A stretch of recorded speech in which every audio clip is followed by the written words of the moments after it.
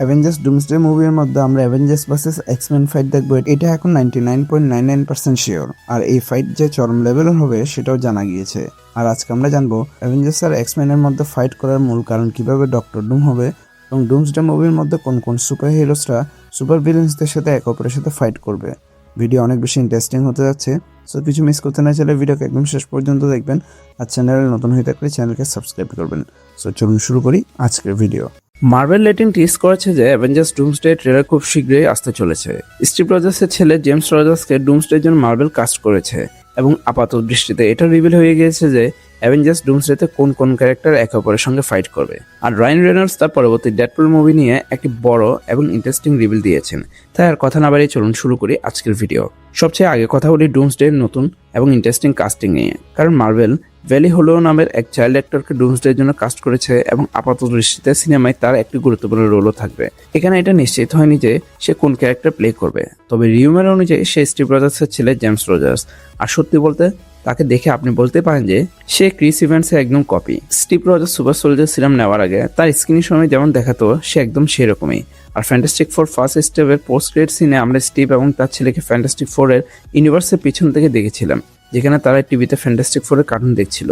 আর এই অ্যাক্টরটিকেও একদম সে কিডের মতো লাগছে যাকে আমরা সেখানে দেখেছিলাম। তবে এটা দেখে বেশ ইন্টারেস্টিং হবে যে জেমস রজার্স ডুমসডেতে কি রোল পেতে যাচ্ছে।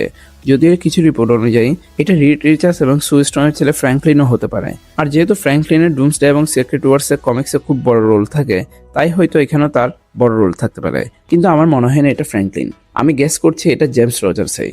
আপনাদের কি মনে হয় কমেন্টে জানান। এখন আসে অ্যাভেঞ্জার্স ডুমসডেতে থাকে কিছু ফাইট সিনকে নিয়ে কথা বলতে। আমরা ডুমসডে সিনেমাকন ট্রেলারে দেখেছি শ্যাংচি এবং গ্যাম্বিট একে অপরের সাথে ফাইট করবে। ইয়েলোনা বনাম মিস্টিকের ফাইটও সেখানে দেখা গিয়েছিল। আর এখন আমি আপনাদের 5 মাস আগের একটি রিপোর্ট দেখাচ্ছি, যেখানে শ্যাংচি বনাম গ্যাম্বিট এবং ইয়েলোনা বনাম মিস্টিকের ফাইটের আগে কনফার্ম করেছিল। তাই ট্রেলারে যে ফাইটগুলো দেখানো হয়েছে তার মধ্যে 2টা ফাইট আমরা ইতিমধ্যে দেখে ফেলেছি। এর মানে এই রিপোর্টে যে অন্যান্য ফাইটগুলো আছে সেগুলো আমরা ডুমসডেতে দেখতে পাবো। সবচেয়ে আগে আসে মিস্টার ফ্যান্টাস্টিক বনাম নাইট ক্রলার ফাইট। আর যদি আপনি মার্ভেল নিউজ ফলো করেন তাহলে জানবেন নাইট ক্রলারের অ্যাক্টর অ্যালেন কামিং ইতিমধ্যে এক ইন্টারভিউতে কনফার্ম করেছেন যে তিনি পেড্রো পাস্কালের রিড রিচার্ডসের সঙ্গে ফাইট করবেন। এরপর শ্যাংচি বনাম গ্যাম্বিট এবং ইয়েলোনা বনাম মিস্টিক ফাইট তো ট্রেলারে মার্ভেল নিজে কনফার্ম করেছে। চতুর্থ ফাইট হলো ক্যাপ্টেন আমেরিকা বনাম সাইক্লপস। আমার ধারণা এটা স্যাম উইলসনের ক্যাপ্টেন আমেরিকা হবে। তবে আমার মতে যদি এটা স্টিভ রজার্স হতো তাহলে ফাইটটা আরো বেশি ইন্টারেস্টিং হতো। তবে স্যামও বেশ কুল। এরপর আছে ক্যাপ্টেন মার্ভেল বনাম মনিকা র্যাম্বো। যদিও এটা খুব ডাউটফুল লাগে, কারণ তাদের সম্পর্ক খুব ভালো, তাহলে তারা কেন লড়বে?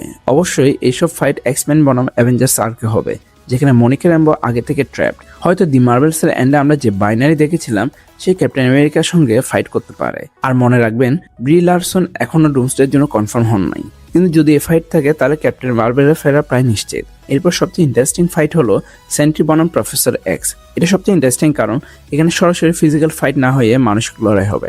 সেন্ট্রি তার ভেতরে ভয়ঙ্কর ভেরিয়েন্ট দি ভয়েড অ্যানলিশ করবে। সম্ভবত থান্ডারবোল্ট স্ট্রিমের ট্র্যাজেডির কারণে সে ভেঙে পড়বে। প্রফেসর এক্স তখন তার মাইন্ডে ঢুকে তাকে কন্ট্রোল করার চেষ্টা করবে। শেষে আসে মিস্টার ফ্যান্টাস্টিক, সাইক্লপস এবং ক্যাপ্টেন আমেরিকা বনাম ডক্টর ডুম। মানে ফ্যান্টাস্টিক ফোর, এক্সম্যান এবং অ্যাভেঞ্জার্সের এক একজন করে মেম্বার ডুমের বিরুদ্ধে লড়বে। এই আইডিয়াটা সত্যি দারুণ। আর ডুমসডেতে ডক্টর ডুম বনাম থর ফাইটও কনফার্ম হয়েছে।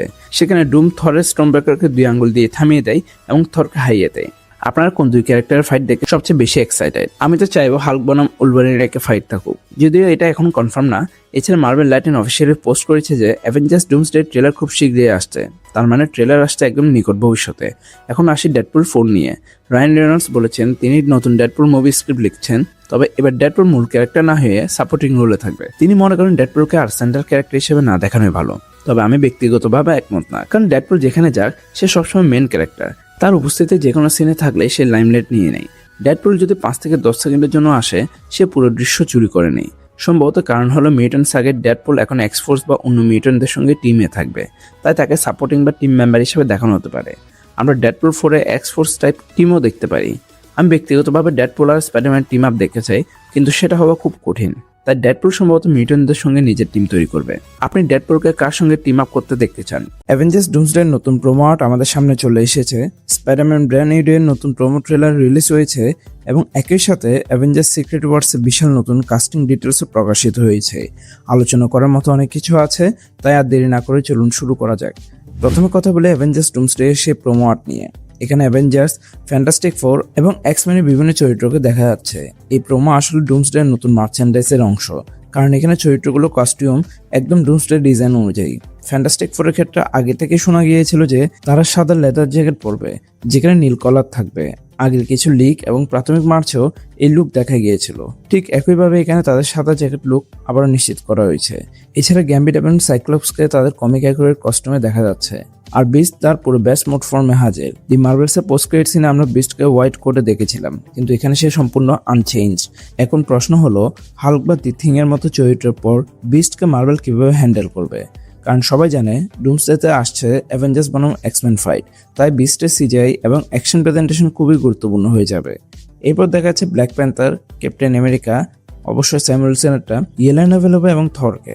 থরের ক্ষেত্রে একটি ইন্টারেস্টিং ডিটেল হলো সে তার হাতে মিওনে ধরেছে, যদিও পুরো হ্যামারটা দেখা যাচ্ছে না, শুধু হ্যান্ডেল অংশ দেখা যাচ্ছে। এর মানে হতে পারে ভবিষ্যতে কোনো সিকোয়েন্সে ক্যাপ্টেন আমেরিকা সেই হ্যামার তুলবে এবং থর স্টোন ব্রেকার ব্যবহার করবে। সব চরিত্রের উপর দাঁড়িয়ে আছে ডক্টর ডুম, যিনি পুরো ঘটনাগুলো পর্যবেক্ষণ করছেন। এবার আসে স্পাইডারম্যান ব্র্যান্ড নিউ ডে প্রসঙ্গে। সনি নতুন প্রোমো ট্রেলার রিলিজ করেছে, সেখানে সবচেয়ে আকর্ষণীয় শট হলো স্পাইডারম্যানকে কেউ ধাক্কা দিয়ে একটি ট্রাকের দিকে ফেলে দিচ্ছে। সে তার স্পাইডারম্যান স্যুটের উপর সোয়েটার, বিনি এবং লেয়ার পরেছে। এই লুকটা অনেকটা দি অ্যামেজিং স্পাইডারম্যান 2 এর সেই গ্রোসারি স্টোর সিনের কথা মনে করিয়ে দেয়, যেখানে অ্যান্ড্রু গারফিল্ডের স্পাইডারম্যান শীতের পোশাকে দেখা গিয়েছিল। এটা প্রায় নিশ্চিত যে এটি পিটার পার্কারের হোমমেড স্যুট, কারণ আগে স্টার্ক স্যুট ছিল তাপমাত্রা নিয়ন্ত্রণে সক্ষম, কিন্তু এই স্যুটে তাকে আলাদা করে শীত থেকে বাঁচতে হচ্ছে। ট্রেলার থেকে বোঝা যাচ্ছে শুরুতে স্পাইডারম্যান বিভিন্ন ভিলেনের সাথে ফাইট করবে এবং ধীরে ধীরে নিজের স্যুট আপগ্রেড করবে। আর পিটার পার্কারকে সবাই ভুলে গেল, সে এই পৃথিবীকে ভুলে যায়নি। এই থিমটাই পোস্টারে স্পষ্টভাবে দেখানো হয়েছে। এবার আসি অ্যাভেঞ্জার্স সিক্রেট ওয়ার্সের casting update.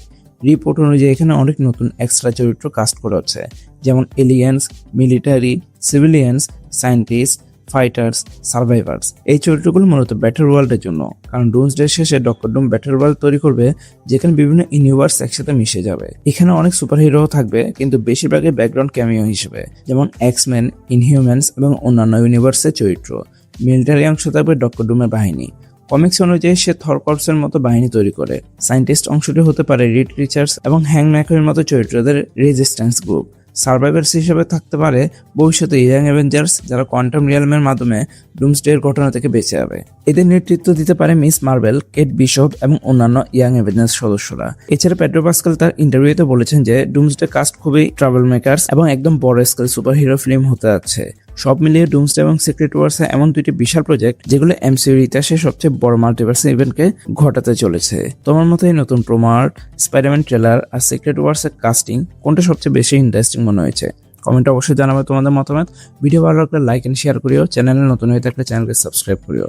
Thanks a lot for watching guys. দেখা হবে পরে কোনো ভিডিওতে।